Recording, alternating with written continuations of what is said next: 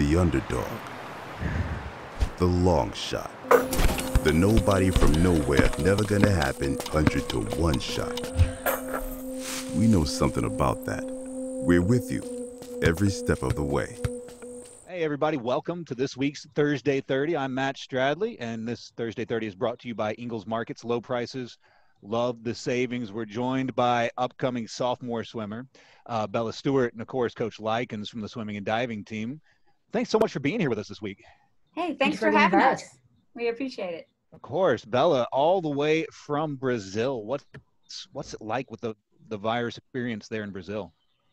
Yeah, so I'm at home since I got back from the US. Cases here are really bad, so we're still in quarantine. So I'm pretty much at home with my family and my dog, and that's it. And you finished out that spring semester with the online classes. How was that experience for you? Yeah, it was a great experience actually because I could experience like both having in-person classes and then online classes. For me, it was pretty easy because my professor were pretty like helpful with all the process. So yeah, it was simple. Coach Lykins, what was it like swimming last year without the university pool being accessible? Unique. Yeah, I would imagine. Yeah, it was definitely a challenge, but I do think that the team came out so strong. I tried to tell them every day how appreciative we were of them and rolling with the punches. Lots of changes, pools go down sometimes. And obviously ours was down a little longer than anticipated, but we'd have times that a planned practice just couldn't happen because that pool went down, or I don't know. So, different things that happen amongst pools. So it was one of those, hey team, just kidding. We're going at a different time, or we're going to a different location.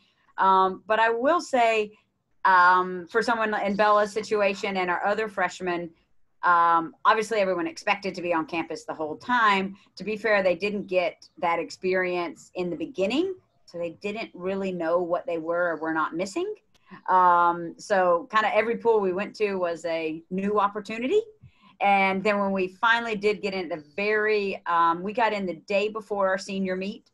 January 24th was our first practice in our pool, 2020. And our senior day was January 25th, 2020. And I will say those 4 seniors could not have been more excited to actually have a senior day on campus and at home. So while it was a challenge, it really did pay off in the end. And, that was one adversity, and we're in a different sort of adversity now. And hey, maybe we're a little bit ahead of the game because we've already learned a bit about adversity. So, and a team that adjusted to adversity well with the best conference finish in school history. Bela, what was it like, the team dynamic, to sort of have all these different things coming up and your team just being like, okay, it is what it is. Let's go out there and do our best. Yeah, so as coach said, it was a challenge for sure, but the team culture is like amazing. So we would go to these different pools, like 6 different pools, and we would go out and have a nice practice, everyone like cheering for each other and nice sets. And so getting to conference, we were in our pool for like the last month. So we were pumped up to the conference. It was amazing. Coach, every team's a little different. That team and this coming team is going to have to deal with a lot of adversity. The difference being that your team had to get through that adversity, and this coming year, I think everyone's going to have to get through that adversity. Is that an advantage coming from a year that was kind of unstable, going into a year that certainly we don't know what to expect? Do you think the team's already on their toes in that? I think I would have never looked back and said us not having our pool was helpful. But I think it's very possible that could put us a little step above others who have never had to maybe train differently or have different sorts of just things thrown at them that are unexpected. So yes, I think we're going to be more prepared than had we just had a nice season all last year with everything running smoothly. That prepared us really well. And I do like that we graduated just 4, which they were an incredible 4, but we're bringing in 10 new ladies. And with having so many returners, 22 returners, Bella and her teammates, they'll be able to help those 10 learn that, hey, rolling with the punches is just what we do here. This is how our culture works. This is our team. And that, you're going to learn adversity or experience adversity, even if your facility is open and there's no world pandemic. So I kind of think we might have a leg up. So any in advantage is an way. advantage. Yeah, no, Yeah, take any I guess. advantage for sure. Sure. Bella, in Brazil, are you able to do any training or is everything quarantined? Yeah, so when I got back, I was able just to do like dryland stuff from my backyard. Now I have access to a pool, but it's not like for sure. So sometimes, some days I can go, some days I can't because it's like all the gyms are closed right now. So I need to like communicate with the gym owner so I can know if I can go tomorrow or not. So it's not like certain, but I can manage to go sometimes. When you say dry land training, is that things like, is that strength training or are you laying Yeah. in the grass and doing strokes or Yeah, no? it's like we have like an app that Coach Cam passes us all the workouts. I don't have access to a gym right now, so I'm doing all like body weight stuff. But yeah, we do like core and squats and stuff like that. Dryland seems to just be a term that only swimmers use, but it does mean conditioning. Sure. It's if you were talking to another sport or another coach, I'm sure they would refer to their strength program and their conditioning and whatever. We have 4 practices that we have. They are in the water or not, whether you're a swimmer or a diver. Then we have weights with Coach Cam, as most other sports do as well. We do yoga, which I think everyone can interpret on their own. And then we do dryland, which is really just mean for swimmers and divers. It just means what we do on land. It's conditioning. I'm sure it's many exercises, Matt, that you've seen or done yourself. We just use a unique term for it in our sport. Well, you're the only sport that has to specify, no, this one's on land. The rest of them is just kind of assumed. Yes, so when you said dry land, we're like, you say that to a basketball player, he's like, you mean everything? Like what else is there? There isn't land dry. Right. So it's a bit of a sport specific term, but any swimmer or diver would understand that kind of lingo, but it does mean conditioning. So I got you. Very good. What's coach, and Bella, maybe you can tell us this. You've got a coach that's a 2-time coach of the year in the conference. What type of coach is she? And if you want her to plug her ears, she can. That's fine. I mean, I can take these out, Bella. It's fine. You should be honest, Bella. Be honest. No, honestly, coach is amazing. Like this past year with our pool, I think she was like the main key that to like the team together. So she was like always positive about the whole situation. And she's honestly like a second mom to me. Like my mom is in Brazil and coach is kind of like all I have in the US. So yeah, she's amazing. And her practice style too, like we do a lot of different things every day. It's not like something that gets boring. So in the pool, we always do like specific workouts like sprint group, distance group. So that's good too. And yeah. Coach, I already know the answer to this. 2-time coach of the year or the 16 straight semesters that the program's earned the Scholars All-American honors. Which one would you prefer? The Scholar All-American honors. Any I day. didn't think, I'm sure. Yeah, and not even just, I mean, I am more than proud of the 16 times in a row, but even if it were 1 time in a row, it's so important. That's why these men and women come to UNC Asheville. I have the opportunity to influence more ladies, but they're here to get an education, and that's the purpose. And I feel like our job as coaches, I have the best job in the world. I help Bella as much as I can, but I can't take her test. I can't make her study. I can't, ask her to do, I can encourage her and remind her to do her schoolwork and check in with her, but she earns that. Every test that she takes, every online course that she has to be a part of, every paper that she has to submit, in her second language, no less. She does an incredible job. And that goes for all of our team members. So when you see the hard work pay off in a classroom setting, it's so rewarding. And I'll be honest, we probably get more recognition for that because it is a little more recognition across campus. Because it's an academic honor and it's really important to our program. That is part of the culture Bella spoke of, that I hardly have to talk about academics. They just know it's that important. Awesome. Bella, it is, I can imagine, tough, going to school, participating in a sport in a second language. What is that experience like for you? I mean, I don't want to put words in your mouth, but your English is only slightly better than mine. So I appreciate you not showing me up too bad. Yeah, it's definitely hard. Like for me, the 2 weeks or the first month of school was definitely like a nightmare for me because like I'm a shy person, and then having to speak in another language with a lot of people that I never met before.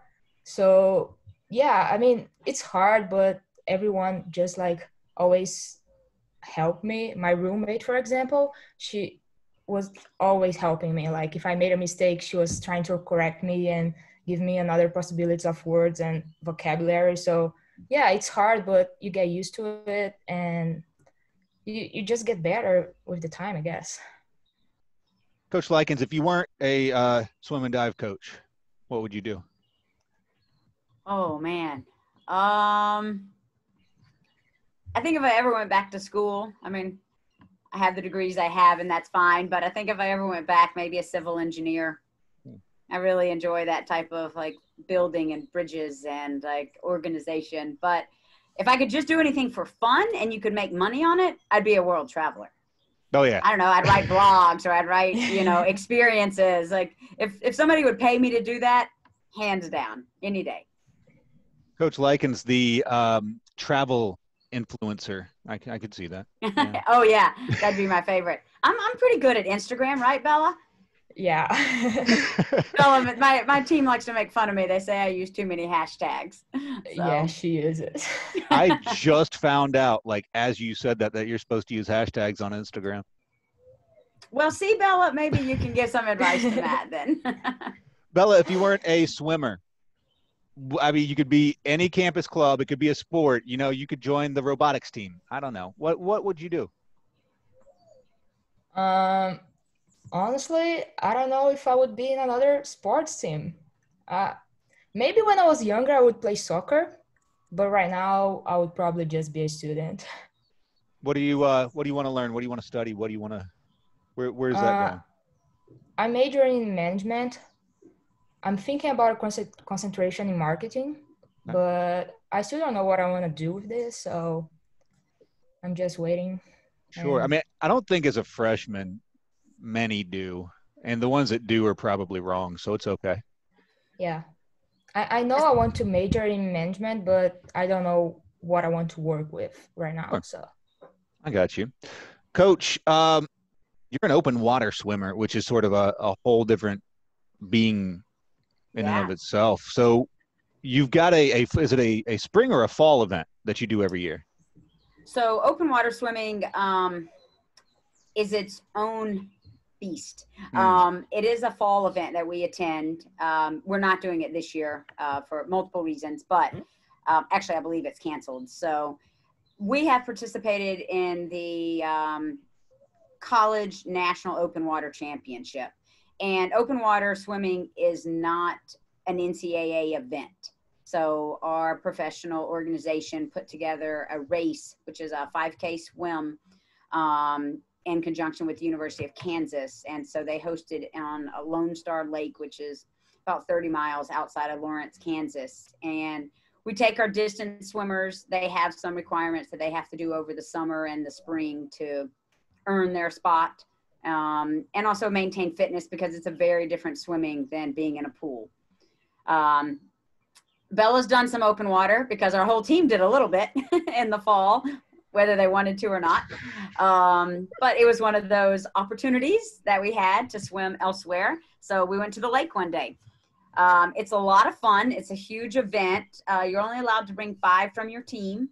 So, and it's scored cross-country style. So first place gets 1 point, second place gets 2, etc. Lowest score wins. And we're back. Yeah, the people just let you come onto their land and borrow their property for the open water swims. Yeah, well, obviously with permission, but we try to yeah. organize some things within the community that, hey, could we utilize this, every Saturday for the next handful of weeks or something. That's what we've done in years past, and it's really worked out. But you'll also be surprised at some swimmers who balk and are like, you've got to be joking. You want me to swim in a lake or an ocean or something? And then you'll have others that I would have never suspected. Oh, I love open water. My club does this every Thursday or something. So you don't have to be a distance swimmer to love it, but it does kind of come with the territory. But it helps, yeah. Well, it helps for the distance. Everyone Sure. might like to swim outside, but a 5K takes an hour. Just under, I think the winner of the females went 57 minutes. And our slowest lady was like 107, an hour and 7 minutes, something like that. Gosh, that's wild. So, Bella, you prefer open water or pool swimming? Pool swimming for sure. Is it because you don't have to fight trout in a pool? Is that the biggest? Yeah, I mean, I'm a sprinter, so open water is kind of hard. Oh, I'm sure. And it's with pool water, it can get choppy and it can get a little rough, but is that honestly, like I'm trying to figure out the biggest difference between pool swimming and open water swimming. Would it be the way the water reacts, the way that the calmness of the water? What's the biggest difference between the two? Yeah, I guess the calmness of the water, but also like in a competition, you're in your lane in the pool. It's just you. In open water, is everyone together swimming across each other, so it's crazy. Open water is a bit more of a contact sport. Yeah. Hands down. And no swimmer ever would say my sport is contact unless they're an open water swimmer. So that I have 1,000 more questions, but we'll move. Okay, you let us know and we'll keep going. I hate that this year's is canceled. I am suddenly enthralled by open water swimming. Well, we could help you out, Matt. Maybe after this call's over, we'll give you a detailed description of it all. Send me some YouTube links. I'm in. I'm all about it. We've talked a lot about the swimming. The diving side of things is a side of things I admittedly know extremely little about. Every 4 years I watch it, and I think they're all amazingly talented to have that body control. The difference between a great dive and a so-so dive, Coach, what's the difference between a great dive and a so-so dive? Body control is a huge answer to that. So you may not be performing the highest degree of difficulty dive, but you could perform it better than a higher degree of difficulty with poor body alignment, in which case you would score higher. So body control, entry is important, but it's not the only portion of it that is scored and counted. So there's many pieces that are, but the approach and the leave from the board, your performance in the air, the whatever you are supposed to do, however many twists, however many tucks, whatever you're doing, and then your entry in the water, they're all judged. And of course, they all happen very quickly. So it does take a trained eye to do that. And it does take a trained athlete to perform as well. So to execute it properly. It's something that I think watching the best of the best that you're just in awe of. And I think to get to college level diving is pretty spectacular. It's something that I think we all jump into the pool and we're like, oh, that was a good dive. It's not really a good quality dive. So let's say we do 1.5 flips into the water. If I just started fresh, how long is it going to take me to perfect that dive? I mean in years, understanding that it's going to take years. I mean, perfect. I don't, never, right? We're never perfect, right? Isn't that fair? Point. Yeah. But we do have different body positions that are maybe beginner towards advanced. And when your body position change, so a position is tucked, straight, pike, or free. So a free position means that you can break your positioning. It's not as high of a degree of difficulty as a straight position, which would mean you'd have to do an entire flip with your body in a straight position. So, and then a tuck is a traditional roll. So I don't know if I could give a year because, Matt, I'm just not as aware of your athletic ability, but my guess is you're going to catch on quick. Oh, I don't know about all that. Um, Bella, if you had to do a dive, if it's like everybody got hurt, they all got the cramp and are eating bananas on the side, we need one more diver. What dive can you do? I don't think I can do a dive. Oh, sure you can, Bella. I don't even know the name of any dive, and yeah, I don't know anything about diving, honestly. Like here in Brazil, we don't have a lot of diving. Like it's not some super common. So going to UNCA was actually my first contact with the sport. So I'm learning every day with Jazz. Coach Lykins, have you ever just been like, this judge has got it all wrong? Or is it pretty good? I genuinely don't know. I'm serious. Yeah. Oh, that's very fair. Well, I actually don't coach the divers, in case you didn't know that. We do have a diving coach. I did do a bit of diving as a child and in my early adolescence, but I was a little better swimmer. So I moved on to that. That being said, yeah, I feel like I can watch judges, and there's going to be somebody who always judges high or low.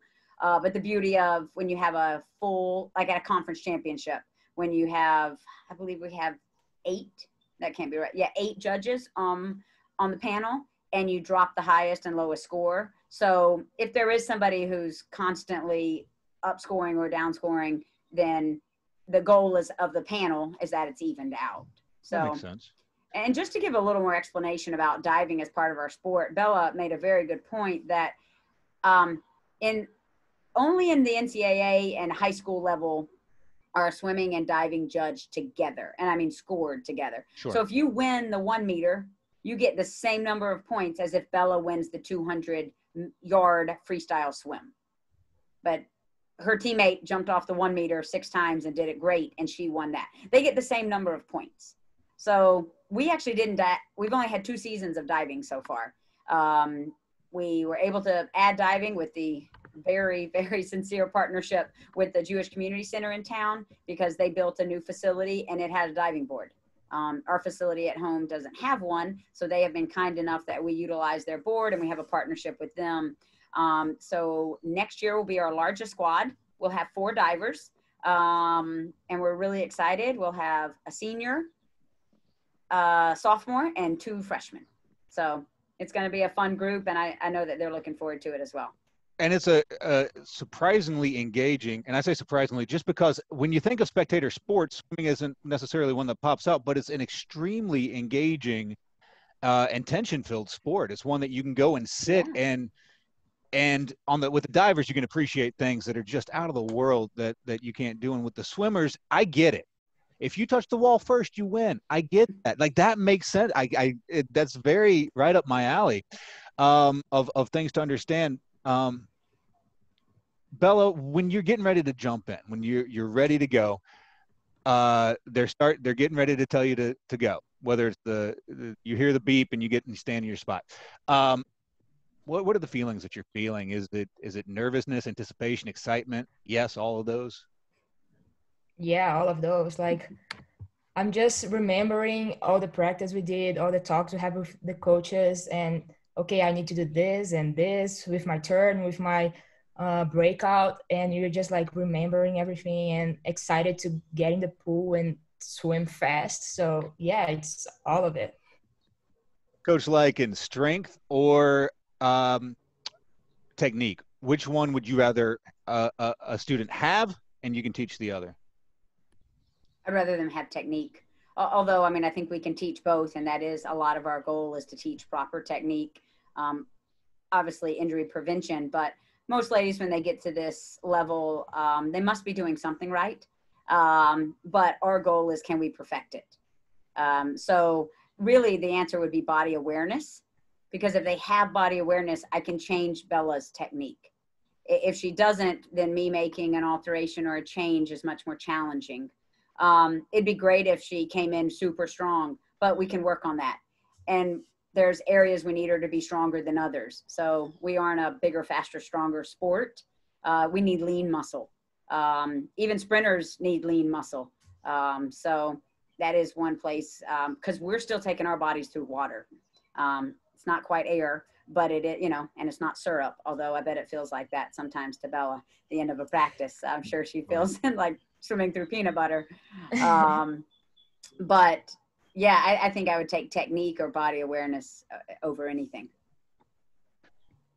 Bella, what is the toughest coming out of the toughest practice? It's got to be. I just can't imagine doing like anything that strenuous in water and then continuing to do strenuous things in water. Like the dry land work all of a sudden is sounding extremely attractive to me. So in your toughest practices, what is it syrup? Is it peanut butter? What are those last half laps feeling like? Yeah, it's really hard. You feel your body just like super heavy, you know, and you need to keep going and you're out of air and your heart rate's up and it's crazy. But after you finish a hard set, it's like you feel good about yourself, you know, and you have the whole team there and everyone's like, okay, we did it and we did it as a team. So that's like amazing. One thing we like to do on the Thursday 30 is we like to look forward to next season and say, if everything goes right, this is what could happen. And we like to be as optimistic as we can, because why not? Let's speak positivity out into the world and see if we can't speak that positivity to life. So we're going to assume that the season goes off like it's supposed to. So that's just the first assumption we're going to make. The second assumption we're going to make is everything goes perfectly. If everything goes perfectly with training, nobody's injured, everybody's progressing at their peak. Bella, what do you think your ceiling is? Like the best performance in your sophomore year coming up. What are some of the reach stretch goals that you have for yourself?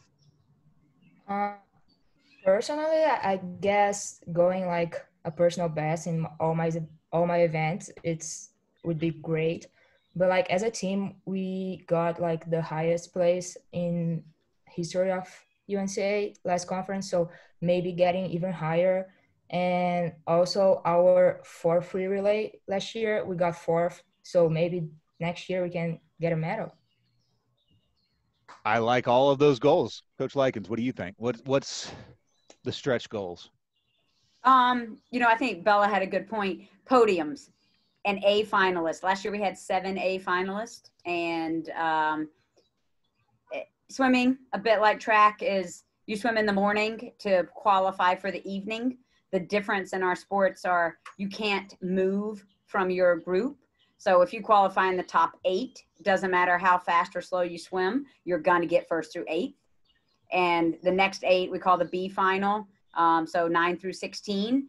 It doesn't matter if you finish 16th, the best you can get is 9th, even if you swim faster than somebody in the top 8, because they've earned their spot. So we earned 7 A finalists, and our goal would be to have a lot more. To be fair, 7 is our highest so far, which is probably why we finished so well. So, but we want to increase that. We want that number to go up.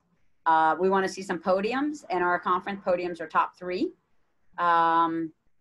We've had 1 relay podium ever, and that was 2 years ago when Bella had just barely committed to us. But last year, like she said, we were 0.2, 0.2 from being on a podium in her very last relay of the meet, the 400 free relay. So we'd love to have some more podiums, and we definitely want a lot of top 8 finishes. So it's going to be a tough conference, as always, and if we can finish 4th again, that'd be amazing. And if we can be better, that'd be even more excellent. You'll have your home pool back. Yes. That'll be nice. What's the difference? And Bella, maybe you can speak to this.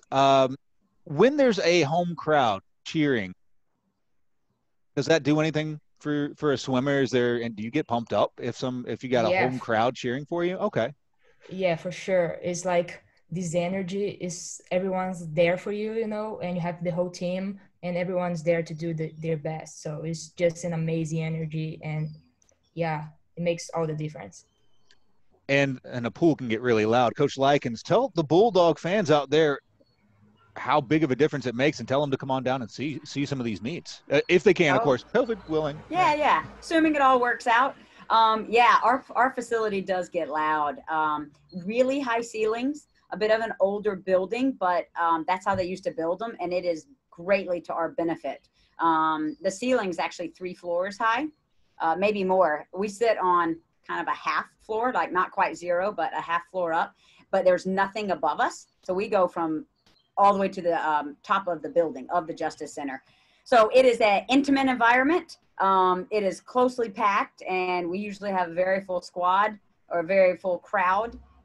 It's loud. It gets exciting. I know Bella only got to have 1 experience there this year, but it is a lot of fun. And swim meets, as you pointed out, they may not be considered a spectator sport, but college swimming is very fast. We put the score up just like you would in a basketball game or any other type of event. So you can see the score as soon as you walk in. You can look at the score. You may not know all the scoring, but it's usually in the program. And the announcer is also giving updates as to each race. And the beauty is, once that race is swum, there's a winner, and then you go to the next one. And the points are earned, and then you go to the next event. So It's fantastic. Bella might have a very small window between number 1 and her number 2 event, but she knows how to cope with that, and all of our swimmers do. And so that's kind of what makes it a great environment. And a college swim meet, especially with us, with women only, maybe an hour and a half. So Wow. It's fun, it's exciting, and it's very fast. Now, Bella's going to spend a lot more than an hour and a half because she's going to be there to warm up and get taken care of, and I'm going to make her stay late to warm down. But to the fans, it's a great, afternoon. Most of our meets are about 11 a.m. or right at noon. Come in, watch the event, go off and enjoy the rest of your day. Go to another Bulldog Athletic event that's probably happening that afternoon. So Oh, can't beat it. And I'm hearing rumors behind the scenes that there's the potential for some ESPN Plus broadcasts in the future. Well, I mean, we love those rumors. So everybody keep talking about them. But yeah, if we could have any of our swim meets and diving, if we could have them broadcast, that would be really impressive. We have some conference opponents coming to us this fall, and I think just in the fall, we also travel a bit this fall. So it's a lot of fun. I think the same thing would be happening, that, you'd have the score up on the broad stream as much as you could. So they're fun. And I think if we're on ESPN Plus, that we'd have a lot of attendance, especially from our parents. Unfortunately, from Brazil, it's hard to make a dual meet, on a Saturday. So, I can already promise that our international parents would love to be watching that. Yeah. Bella, thanks so much for joining us today on the Thursday 30. Do be safe in Brazil. We hope to see you in a month or 2. Thank you so much for the invite. Coach Lykins, it's been awesome. It's been informative. I've learned so much, and what a team. And I'm proud to be excited about this coming year. Well, thanks so much. We appreciate you just hosting us, and this team speaks for itself. So I couldn't be more proud to help lead them. So I'm really proud of all of them. Going for her 3rd straight Coach of the Year title. Want to thank you. Yeah, well, we'll see. Yeah. Want to thank you for joining us on the Thursday 30. This Thursday 30 brought to you by Ingles Markets. Low prices, love the savings. We'll see you next time.